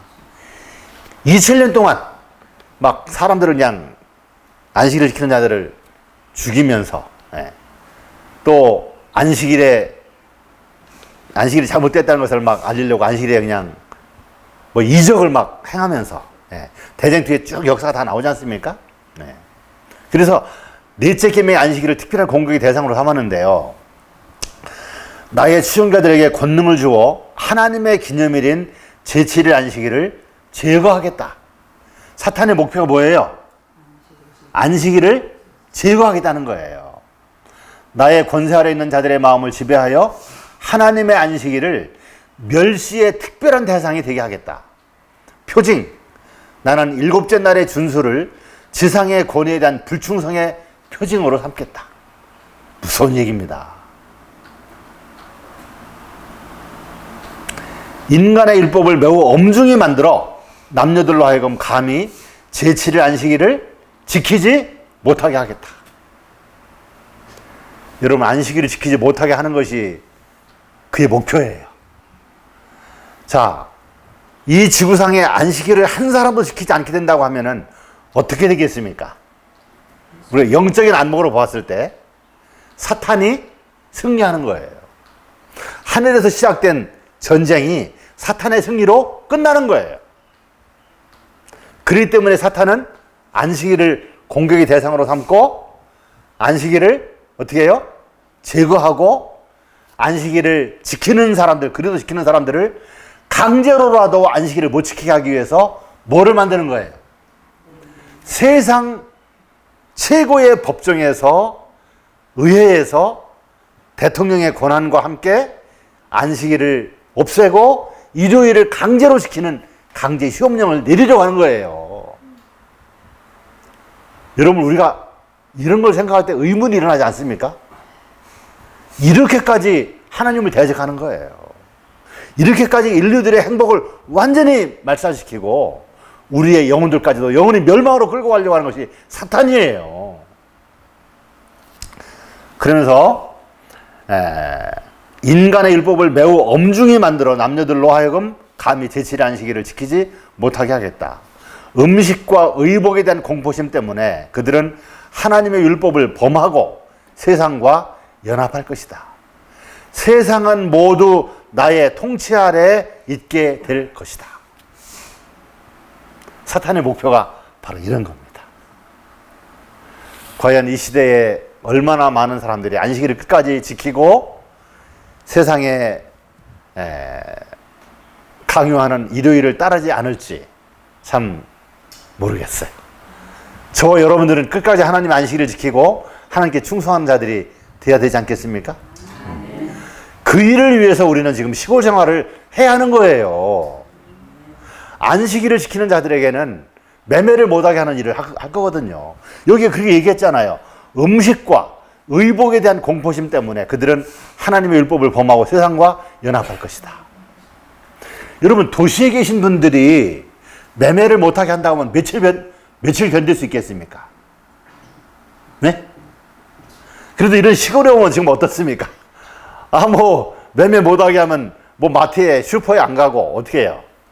산에 가서 산나물도 뜯어 먹고 이렇게 해서 살 수도 있잖아요. 흐르는 물도 마시고 저녁이면 일찍 자고 낮에는 활동하고. 그런데 어느 날 갑자기 물건을 사러 갔던 자동차가 아무 물건도 사지 못하고 들어온다고 하면은 그 위험이 얼마나 크겠습니까? 상상할 수가 없는 일이에요. 그런데 그런 일이 갑자기 온다는 거예요. 거기에 대하여 준비를 하고 있어야 한다는 거예요. 그것을 준비하는 것이 뭐냐면은 노아가 방주를 예비하는 것과 마찬가지예요. 여기 지금 구영수 집사님은 그전부터 이 집을 이렇게 갖고 계셨고 또 이렇게 잘 리모델링도 하셨는데 이렇게 시골 생활을 하면서 시골에만 와서 있는 것이 아니라 채소도 재배하고 곡식도 재배하고 그걸 직접 요리해서 먹고 산에 다니면서 나물도 뜯어 먹고 과일도 따 먹고 이 자연에서 살아가는 법을 몸에 익히는 거예요. 이게 지금 굉장한 준비고 훈련이라는 것이죠. 도시에 있으면 이런 것을 경험을 못합니다. 여러분요, 제가 지금 빨리 끝내야 하는데 너무 시간이 오래가네요. 제가 시골에 있으면서 우리 변화산에 있으면서 지금 제가 이사간 곳에 땅을 어떻게 그냥 자꾸 나에게 사라고 그래서 사놓은 게 있었어요. 내가 이제 다 버려진 땅을 사갖고 개척을 하고 동네를 만드니까 이 사람들이 그 소식을 어떻게 듣고서 와갖고 자기네 땅도 사달라는 거예요. 그래서 내가 한 15년 동안을 그냥 그 땅을 이렇게 장비로 막 만들고 개간을 하고 뭐 도로도 닦고 뭐 전기도 넣고 이렇게 농사짓게 했어요. 그래서 이제 우리 교인들을 좀 거기 가서 이제 살으라고 소개를 하니까요, 못 가는 거예요. 왜 못 가겠습니까? 도시에서 살다가 이웃도 없는 곳에 가서 못 살겠다는 거예요. 누가 도와줘야 돼요? 우리가 파트너가 되어줘야 하고, 예, 그들을 잘 이렇게 정착할 수 있도록 지도를 해줘야 하고, 도와주지 않으면 살 수가 없어요. 도시에서 살다가 그냥 갑자기 시골 가는 거 어려운 일이에요. 시골의 땅 내가 막 줄 테니까 와서 살아 합니까? 없어요. 지금 이렇게 사람들의 마음이 이기적으로 꽉 차 있고 땅을 소중하게 생각하는데 땅 한 꼬랭이 천만 밑에도 못 자게 해요. 여러분, 이거 우리 재림교인들 빨리 각성하고 이 위험을 알고 준비하지 않으면 안 됩니다. 여러분, 사단에게 승리를 가져다 줘야 합니까? 내가 사단의 공격에 넘어져서 그냥 잠시 동안 그냥 짐승에 받고 잘 먹고 좀 지내다가 멸망받아야 합니까? 아니에요. 우리는 하나님의 말씀에 끝까지 순종하는 자들로, 하나님 율법은 순종할 수 있다는 것을 보여주는 자들로 나타나야 하는 거예요. 여러분, 이러한 말씀들이 다 우리에게 이미 경고되어져 있고 주어져 있는 거예요. 이것을 생각을 안 하는 거예요. 시골에 가는 사람들은 이기적이다. 예. 와이프는 시골을 좋아하는 사람이기 때문에 시골 가라고 했다. 시골 생활은 나중에 가도 된다. 지금은 아니다. 그러다가 어떻게 합니까, 우리가? 예?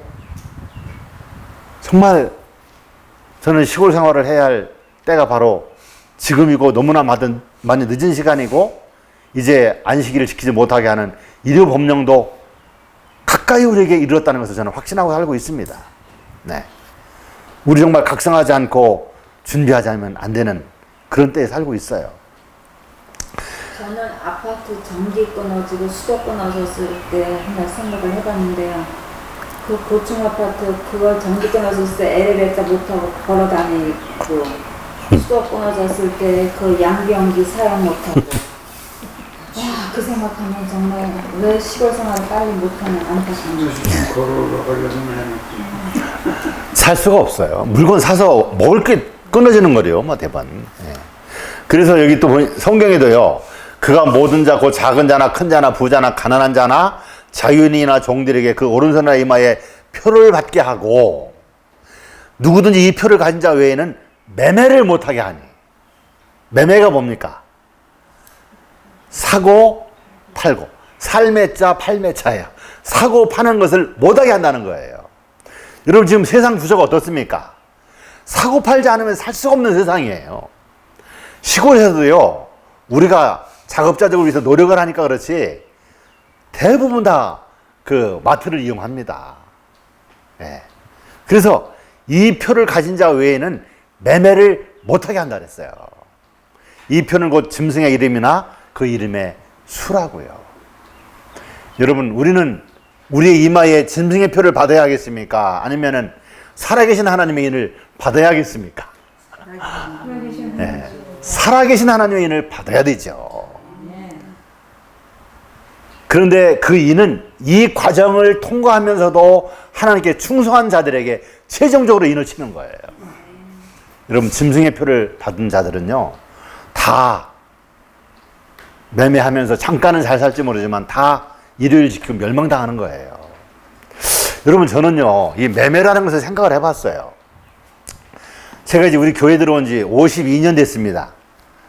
52년 됐는데, 시골 생활을 이렇게, 시골 생활이 아니라, 어떻게 매매를 못하게 할까? 예? 전 그걸 늘 생각을 했었어요. 돈 주고 사면 되지.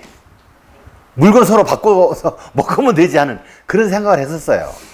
그리고 뭐 저런 슈퍼나 뭐 백화점이나 그런 데 가면은 혹시 뭐 못 사게 되면 뭐 할머니들이 나와서 뭐 그냥 조금씩 이렇게 파는 거 있잖아요. 그런 거 사오면 되지. 그렇게 생각을 했었어요. 그러면서 이 수많은 인류들 75억을 어떻게 매매를 못하게 하느냐. 그게 늘 의문이었어요. 그런데 그것이 요즘 들어서 너무 간단하게 가능해지고 있다는 것을 제가 발견하게 됐습니다. 그건 뭐냐면은 이제 여러분 우리가 사용하고 있는 이 화폐 돈이 없어져요. 이제 이 시골에도요 버스 같은 것도 현금 안 받습니다. 이제 여기 충북도 그렇습니까? 예, 뭐 요즘 받기는 하지만 대부분 다 이거 저기예요. 네, 아니 우리 있는 데는 아예 이제 안 받는다 그래요. 네. 현금 안 받아요. 그래서 이제 현금이 점점 더 없어지는 시대로 바뀌었죠. 또 코로나로 인해서 이 돈을 사용하는 것이 뭐예요? 자꾸 전염되고 전염의 통로가 되잖아요. 그리고 또 이 화폐가 1년에 한국에서도 우리가 쓸 수 있는 돈을 찍어내는데 큰 돈은 다 갖다 폐기 처분하고 또 새 돈 주잖아요. 이걸 찍는 데만 해도 그 인쇄비가 1년에 수천억이에요. 수천억. 전 세계는 얼마 되겠습니까? 그러니까 지금은 또 무슨 시대로 바뀌고 있습니까? 인터넷 시대로 바뀌고 있잖아요. 그리고 사람들이 다 뭘 또 가지고 있어요? 핸드폰을 가지고 있잖아요. 카드 이상이에요, 이제. 핸드폰을 가지고 있잖아요. 그래서 이제 사탄은요, 모든 돈을 이 핸드폰에 집어넣는 거예요. 모든 사람의 돈을. 그래서 이 사람이 돈을 얼마를 어떻게 쓰고 지금 돈을 얼마나 가지고 있고 얼마의 수입을 얻고 한 것까지도 다 들여다보는 세상으로 바뀌는 거예요. 지금 바뀌어가고 있는 과정이에요. 벌써 벌써 그 일이 거의 완성됐어요. 그래서 이제 무슨 돈이 나오냐면요. 디지털 화폐가 나옵니다. 디지털 화폐. 암호화폐라고도 말을 하고 있죠. 그런데 그 암호화폐로 인해서 이제 모든 물건을 사고 팔고 하는 때가 이제 곧 오는 거예요. 저는 그것이 앞으로 1, 2년 안에 아마 오지 않을까 하는 생각도 해봐요. 여러분, 화폐전쟁이라는 책이 있어요. 그 경제 전문가가 이제 쓴 책인데 1권이 있고 2권이 또 나와서 굉장히 두꺼운 책이에요. 그런데 거기에 보니까요. 2024년 1월 1일부터 디지털 화폐로 모든 돈을 사용하게 될 것이다 하는 예언이 되어 있더라고요. 몇 년이요? 뭐 연도는 중요하지 않습니다. 사람이 계획하는 것은 뭐 틀릴 수도 있고 좀 미뤄질 수도 있고 땡길 수도 있고 한데 이제 이 화폐가 없어지고 이제 디지털 화폐로 돈을 사용하는 그런 때가 온다는 것이죠. 여러분 그런 얘기 들어보셨죠? 중국에서는요, 이 아까도 얘기했던 할머니들이 뭐 그 농사 좀 져갖고 나와서 파는 거 있지 않습니까? 거리에 펴놓고 파는 제자 보는 거. 그것도 현금으로 주지도 않고 뭐로 하느냐면은 이 QR코드를 이렇게 해놓고 이것이 만일에 중국 돈 100원이면 100원 이렇게 지불하는 거로 해갖고 QR코드 딱 눌러버리면 돈이 100원 가는 거예요. 이런 할머니들도 이제 그거로 갖고 살아갈 수밖에 없는 세상으로 중국은 벌써 그렇게 되고 있어요. 거지들도요, 현금이 없으니까 동네 달라고 할 수가 없잖아요. QR코드 하나 놓고서 기다리는 거예요. 동양 달라는 거예요. 그럼 동양실로 어떻게 합니까? 네? 핸드폰 안에 있는 돈을 예를 들어서 10원 하고 딱 쓰고서는 QR코드 딱 찍어버리면 이제 그분한테 가는 거예요. 이렇게 바뀌어가고 있어요. 여러분 이것이 이제 멀지 않은 시간에 완전히 이제 이것으로만 사용할 수 있는 그런 이제 기회가 올 겁니다. 자, 그렇다고 하면은 이제 모든 사람들의 정보를 다 알고 있잖아요. 이 중앙에서. 그러면은 이제 안식일을 지키지 말고 일요일을 지켜야 한다고 하는 것을 이제 세상에 가는 길로 가자고 하는 것을 여러분 강요를 해도 듣지 않잖아요. 말을 안 들으면 어떡하겠습니까? 이제 현금 화폐도 없고 디지털 화폐로만 쓰고 있는데 야, 저 이창숙 제거해. 그럼 어떻게 해요? 버튼 하나만 딱 누르면 끝나는 거예요. 우리 이 집사님이 돈 10억을 가지고 있어도 100원짜리 눈가 사태 하나 못 삽니다. 그렇게 바뀌는 거예요. 이거를 이웃 사람이 압니까 모릅니까? 모르게 하는 거예요. 안식일 지키는 사람들 매매 못하게 하는 거 모르게 딱 버리는 거예요. 이렇게 쉽게 매매를 못하게 하는 장치를 다 지금 갖추고 있다는 거예요. 여러분 돈만 있으면 뭐 그냥 살 수 있을 것 같아요? 이제 모든 것을 원천적으로 다 차단하는 그런 시기를 우리가 직면하고 있습니다. 그래서 이 표를 가진 자 외에는 짐승과 우상과 그 이름의 수에 머리를 숙이고 경배하지 아니하면 일요일을 따르지 않는 거예요. 일요일을 제정한 자의 권위에 순종하지 않는 거예요. 순종하지 않으면 매매를 못하게 한다는 거예요. 여러분 현실이 바로 우리에게 다가오고 있어요. 여러분 그런 일도 있을 수 있나? 그렇게만 생각하지 마시기 바랍니다. 그리고 끝나지 마시기 바랍니다. 이제 이 분야를 더 깊이 연구하세요. 그리고 이제는 내가 하나님께 끝까지 충성하고 순종하기 위해서 나는 그 과정을 환난을 통과할 수 있는 방법이 바로 시골에 살면서 자급자족하는 그런 삶을 통해서 그 기간이라도 통과할 수 있도록 하신 하나님의 가르침을 따라 이렇게 가겠다는 결심을 하시고 발걸음 내디뎌야 되는 거예요. 여러분 시골에 가는 것, 안정된 직업, 안정된 수입원, 안정된 뭐 집과 재산들 풍요에 있다가 이거를 팔고 시골에 간다는 것이 굉장히 손해되는 것 같지만 그러나 멀지 않은 시간에 이것이 큰 축복이었음을 발견하게 될 것이라고 말씀하셨어요. 여러분 이제 우리는 믿음의 발걸음을 내디뎌야 할 때가 되었다는 것을 명심하시기를 바랍니다. 네. 자, 여기 보세요. 이 시대의 소망에도 그런 말씀 하셨는데요. 사탄과 싸우는 마지막 투쟁에 있어서 하나님께 충성하는 자들은 세상의 생계 방도가 끊어지게 됨을 볼 것이다. 어떤 사람이요? 하나님께 충성하는 자들은 세상의 생계 방도가 끊어지게 됨을 볼 것이라고요. 저희가 하나님의 율법을 순종하면서 세상의 권세에 순종하기를 거절하기 때문에 매매하는 일을 금지당하게 될 것이다 그랬어요. 네.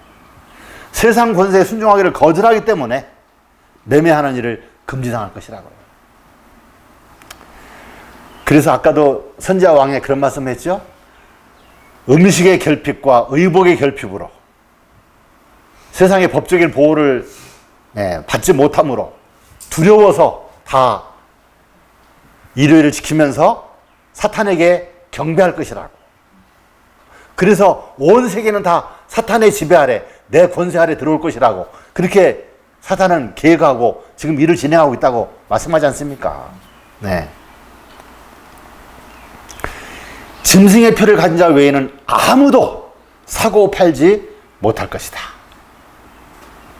아무도예요, 아무도. 네. 오래지 않아 이 땅에는 놀라운 사건이 전개될 것이다. 만물의 종말이 가까웠다. 하나님의 백성들에게는 고난의 때가 이르러 올 것이다. 주님의 안식일을 준수하는 자들에게는 사거나 파는 일을 금하는 선고가 바라질 것이며 만일 일요일을 안식일로 지키지 않으면 형벌을 가하여 사형에까지 처하겠다고 위협할 것이다. 네. 자, 주님의 안식일을 준수하는 자들에게는 사거나 파는 일을 금하고 금하는 선고가 바라질 것이며 일요일을 안식일로 지키지 않으면 형벌을 가하는데 심지어는 사형에까지 처하겠다고 위협할 것이라고요. 위협을 당하고 죽임을 당하는 자들도 있을 것입니다. 여러분 이러한 일이 이제 우리에게 이르러 온다는 것이죠. 주님께서는 당신의 백성들이 땅을 구입하여 저들이 스스로 과목과 채소를 재배하며 저희 자녀들이 자린계 속에서 하나님의 피조물과 직접적인 관계를 맺을 수 있는 시골로 이사하기를 바라신다. 그대들의 가족들을 거느리고 도시로부터 멀리 떠나라는 것이 나의 기별이다. 네. 자, 그러면은 우리가 시골 생활을 해야 하는데 어떤 지역과 장소에 우리가 시골 생활을 해야 하는가? 네 가지를 좀 생각을 해봤어요. 첫 번째는 산간, 한적한 곳, 조용한 시골. 두 번째는 도시에서 멀리 떨어진 시골. 세 번째는 궁벽한 시골. 네 번째는 안식일을 지키는데 외부인들의 간섭을 받지 않을 만한 곳. 예, 한번 보십시다. 자, 한적한 시골이죠. 로마 군대에 의한 예루살렘의 포위가 유대 그리스인들에게 도망하라는 신호가 되었던 것처럼 법안권 안식일을 강요하는 법령을 통한 우리나라 안에서의 권력 장악은 우리에게 하나의 경고가 될 것이다. 그때는 대도시들을 떠나고 산간 한적한 곳에서 궁벽한 거처들을 마련하기 위하여 더 작은 도시들을 떠나갈 준비를 할 때이다. 네. 네. 로마 군대에 의한 예루살렘의 포위, 1차 포위를 얘기하고 있는 거예요. 1차 포위가 있은 후에 퇴각하고 몇 년 후에 또 다시 왔습니까? 3년 기간이 지난 후에 다시 재차 포위됐죠. 재차 포위된 때는 끝난 거예요. 그런데 1차 포위 때는 빨리 도망가라고 하는 신호였어요. 지금은 어떤 때입니까? 사탄의 1차 포위가 우리에게 주어진 때예요. 왜 그렇습니까? 여기에 보니까 법안권 안식일을 강요하는 법령을 통한 우리나라 안에서의 권력 장악, 바로 로마 천주교에 의한 이 미국의 하수인이 되는 그런 상황이 되는 것, 이것이 바로 우리에게 하나의 경고가 될 것이라고요. 여러분, 지금 미국이 교황청에 의하여 권력이 지금 어떻게 됐습니까? 네? 지금 하수인 노릇을 하고 있는 거죠. 너무 많은 부채. 세상에 또 미국의 경제인들이 다 또 그 부류에 속한 자들이잖아요. 예수회나 뭐 제수이트나 이런 무리들이잖아요. 그러니까 돈도 실제로 이제 천주교 예수회 사람들이 가졌고, 또 로마 천주교회에서 어마어마한 빚을 미국은 졌고, 그래서 채무자는 채권자의 뭐가 된다 그랬어요? 종이 된다 그랬잖아요. 이제 권력 장악이 벌써 된 거예요. 지금 이것을 보면 어떻게 하라는 거예요? 빨리 대도시들을 떠나고 한적한 곳에서 궁벽한 거처들을 마련하기 위하여 더 작은 도시들을 떠나갈 때라는 거예요. 지금이 뭐예요? 지금이 바로 시골에 가야 할 때라는 것을 얘기하고 있는 겁니다. 지금이 바로 준비하라는 것이죠. 여러분, 일요일 혁명이 내리면 그때는 롯의 가족들처럼 어떻게 해요? 하나도 가져가지 못하고 다 그냥 있는 대로 놔두고 몸만 빠져나오는 거예요. 그때는 사거나 팔거나 할 수 있는 그런 여건이 안 돼요. 여러분, 지금 아파트들이 어떻습니까? 값이 하얀 곡선을 그리니까 어떻게 해요? 안 팔리잖아요. 이게 우리 하나의 경고예요, 지금. 좀 싼 값이라도 팔 수 있을 때 팔고 빨리 시골에 가서 정착하고 준비하라는 것이죠. 여러분, 이 시골에 집을 짓는 것도요, 쉽게 지어지지 않습니다. 땅을 사야 되죠. 땅 사는데도 자격이 있어야 돼요. 그 다음에 집을 짓는데도 뭐 토목 설계, 건축 설계, 측량 뭐 다 해갖고 아주 그대로 집을 짓지 않으면 안 돼요. 얼마나 힘든지 몰라요. 그래서 시골에 한번 가는 것이요, 돈이 다 준비되어 있다 하더라도 최소한 1년은 걸려야 내가 살 수 있는 집 하나 마련해요.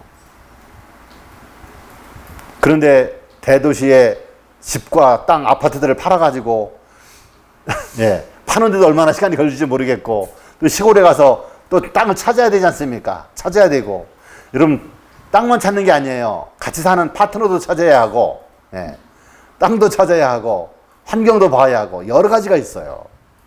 정말 우리가 빨리 여기에 대한 연구를 하고 여기에 대한 관심을 가지고 준비하지 않으면 안 된다는 것을 여러분 아시기를 바랍니다.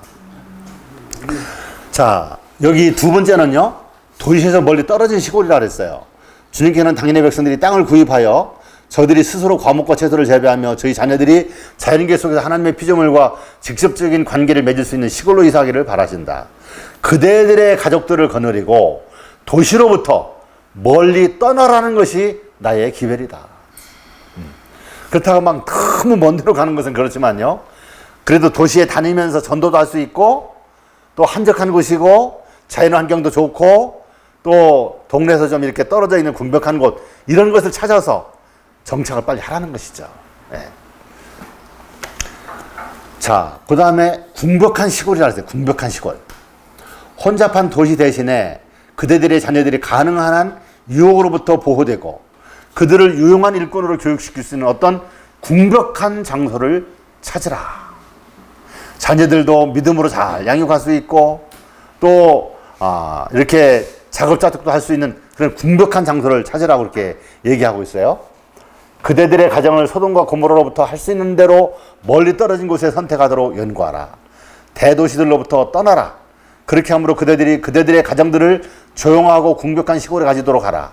가장 좋은 가마가 있는 곳에 정착하라. 네. 그렇게까지 재림 신도의 가정에도 말씀을 하셨죠. 믿음, 소망, 사랑 그리고 행복은 들과 언덕과 나무들이 있는 궁벽한 곳에서 훨씬 더 잘 얻을 수 있다. 네. 여기에도 어디라 그랬어요? 궁벽한 곳이라 했어요. 들과 언덕과 나무들이 있는 궁벽한 곳이라고 말씀하고 있어요. 네. 자, 여기 이제 결론적인 말씀인데요. 그분이 오실 때에는 이 생의 모든 고난과 고통은 아무것도 아닐 것이다. 우리 영생의 소망의 중심이신 그리스도를 배울 날이 얼마 남지 아니하였다. 믿음이 그대를 인도하여 하나님의 성문을 통과하여 구속함을 받은 자들을 위하여 준비된 저 무한한 미래의 영광으로 가는 좁은 길에 이르게 하리라. 예, 좁은 길. 이제 세상의 소외와 멸시와 공격을 받는 좁은 길. 그 길을 이제 우리가 가게 될 텐데요. 여러분, 세상 포기하지 않으면 안 됩니다. 세상 모든 것이 이제 끝난다는 걸 알고 우리의 영혼은 하늘 본향만을 생각하면서 예수님의 재림만을 바라보면서 믿음으로 가지 않으면 갈 수 없는 길이에요. 여러분, 우리는 이 길을 끝까지 가야 되겠죠? 준비의 날을 연기하지 말라. 준비되지 못한 상태로 그대의 등잔과 그릇에 기름이 없는 채 잠자지 말라. 어느 누구도 그들의 영생이 우연에 달렸다고 하여 안심하지 말라. 어떤 것도 불분명한 위험 가운데서 남아있지 않게 하라. 진지하게 그대 자신에게 물어보라. 나는 구원을 받을 자들 중에 있는가? 나는 그날에 설 것인가? 아니면 서지 못할 것인가? 오직 깨끗한 손과 순결한 마음을 가진 자들만이 그날에 서게 될 것이다. 예. 오직 깨끗한 손, 순결한 마음을 가진 자들만이 그날에 서게 될 것이라고요. 자, 여기 마지막 말씀입니다. 우리 성경에 있는 말씀이죠. 역대하 20장 20절. 우리 한번 같이 한번 읽어보고 마치겠습니다. 너희는 시작. 너희는 너희 하나님을 신뢰하라. 그리하면 견고히 서리라. 그 선지자를 신뢰하라. 그리하면 형통하리라 하고. 여러분, 이제는 어떤 사람의 말을 듣기보다 하나님의 말씀을 따라야 할 때가 되었습니다. 선지자를 통해서 우리에게 주신 그 말씀을 신뢰하고 그 길이 힘들고 어려운 길이라 할지라도 그 길을 따라가는 그런 자들이 되어야 할 것입니다. 13만 4천인들은 어린 양이 어디로 인도하든지 따라가는 자들이라고 말씀하셨어요. 여러분, 우리 시골 생활, 사실 지금 시골 생활하는 것이 세상적으로도 우리는 손해가 아닙니다. 예, 복된 길이에요. 이 복된 길 가시고 이제 대쟁투에서 참으로 우리가 하나님께 끝까지 충성할 수 있는 그러한 노아의 방주와 같은 그런 피난처에서 우리가 그때를 통과하고 하나님께 충성을 끝까지 하고 우리가 우리 주님의 재림을 맞이하는 대열에 모두 참여하시는 우리 모든 성도님들 되시게 되기를 간절히 바라면서 오늘 말씀을 줄이겠습니다. 네. 잠시 기도하겠습니다. 아버지 하나님, 우리에게 이렇게 늦게나마 주님의 말씀을 통하여 우리가 어떻게 행동하고 어떻게 길을 가야 할지들을 가르쳐 주시오니 감사합니다. 오늘 우리가 살펴본 말씀들이 전부는 아니지만 그 일부의 중요한 부분들을 살펴보았습니다. 분명히 다가오는 때를 위하여 노아가 홍수를 준비한 것처럼 방주를 예비하여 홍수를 대비하고 살아남은 것처럼 당연히 백성들도 이 마지막 때에 사탄이 세상의 모든 권력과 법을 통하여 우리를 공격해 올 때에 우리가 끝까지 하나님께 충성하며 그 공격의 위협에서 벗어나며 하나님과 함께 승리할 수 있는 피난처를 준비하라고 하시는 그 권고의 말씀들을 귀담아 듣게 하여 주시고, 이제는 더 이상 미루지 않고 이제는 순종하고 실천하는 자들이 될 수 있도록 인도하여 주시옵소서. 참으로 긴급한 시대, 남은 때가 없는 시대, 언제 어떤 일이 전개될지 모르는 이 위험한 시대에 우리가 미리 피난처를 준비해 놓고 예비하고 또 우리가 열심히 주를 위해서 일하면서 헌신하다가 참으로 우리가 치유의 승리의 자리에 참여하는 주님의 백성들 다 될 수 있도록 저희들을 인도하여 주시옵시기를 우리 주님 예수님의 이름으로 간절히 기도드리옵나이다. 아멘.